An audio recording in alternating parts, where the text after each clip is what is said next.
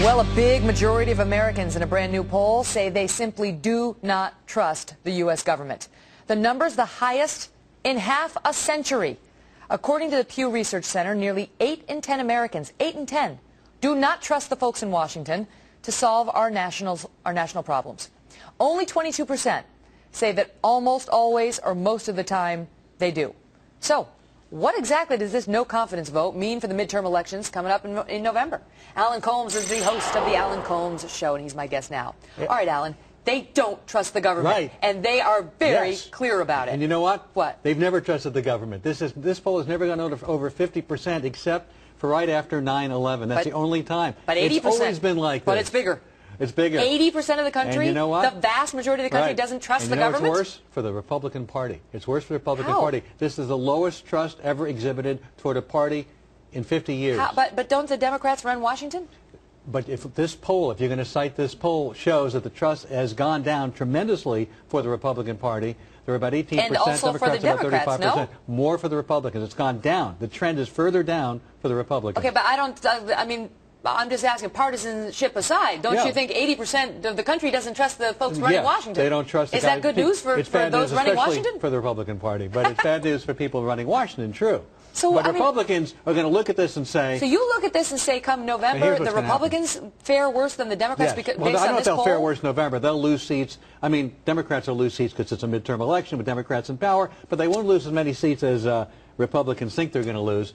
And the Republicans risk getting a little too smug and self-satisfied, given the fact, yes, there's great discontent, great anger at Washington, but if you look at it on a party-by-party basis, the Republicans are down more. They hate them both, don't they? They hate them both. It's true. They do. It's like the Tea Party is the only thing that's going up. Well, the Tea Party is going up, but Andrew Kohut, who heads the Pew Research Center and did this poll, he said, be careful because if the economy recovers, things go well, the Tea Party then becomes marginalized, and they should not really take for granted that they're going to be a force going forward. But wait, is that true? Because the Tea Party, that is their main issue, is the economy. But that plus big government. They don't like big government. True. Actually, there's a poll on that. If you guys, can we jump to number 3, the third poll on there, instead of the one we were going to go to?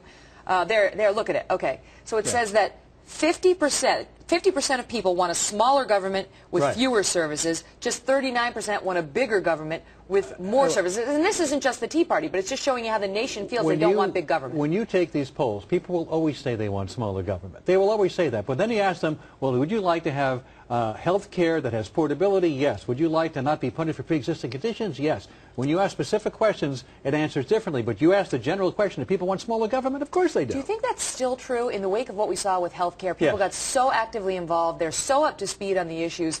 And there's been such a movement as of late, in part thanks to the Tea Party, about calling attention to big government. I'm not sure they're up to speed on the issues. I think I've seen a lot of misrepresentation on this issue. And I think as it gets established, I think people will like it more. The point I'm trying to raise is, haven't we seen something in this country over the past 6 months to a year where people are complaining more and more than I've remembered in recent years about big government? Such that you might take that poll a little bit more seriously. 18% of the country, according to the CBS New York Times poll, may identify with the Tea Party. I think they're just a little better organized and a little louder. But the guy who did the Pew poll, Andrew Kohut, also says that the Tea Party could move the Republican Party too far to the right, which will hurt the party. And what do you think about the fact that it's not just the Tea Partiers, though? Because when I look at that 50% number, that suggests to me, I mean, the Tea Partiers don't make up 50% of the electorate. No. So there's don't. more than just the Tea Partiers out there who are saying the government's gotten too big. You know, get out of our business. They're always going to say that. Who do they hold responsible for that when we get to November? They hold both parties responsible. It's not particular to one party. They hold both parties responsible. And, of course, within the Republican Party, you've got this division between the Tea Partiers who want to move it to the right and the mainstream Republicans, some of whom are not that thrilled with that direction that the party might take. Do you believe that they really will hold the Republicans equally accountable as the Democrats come November when you had to take the health care vote, all the Democrats supporting it and none of the Republicans? Democrats will be hurt more again because they are the majority party. It's an off-year election. The Republicans are the minority party at the moment. They're going to gain some seats. But it's not about who's going to be hurt more. What I'm saying is that's an example of big legislation on meaning big government. on which the Democrats were responsible, the Republicans didn't want it. And my question is, those who don't like the big government, are they going to hold that? When you use phrases like big them? government, of course, people don't like that. Again, you say you want less government, people are going to say yes. But as this kicks in, it's going to unfortunately be a couple of years. It's going to take too long for it to kick in. I believe that as people see what the changes are, they're going to be a lot happier than they are. One more poll before I let you go. Sure. This is poll number 2, guys. Poll number 2.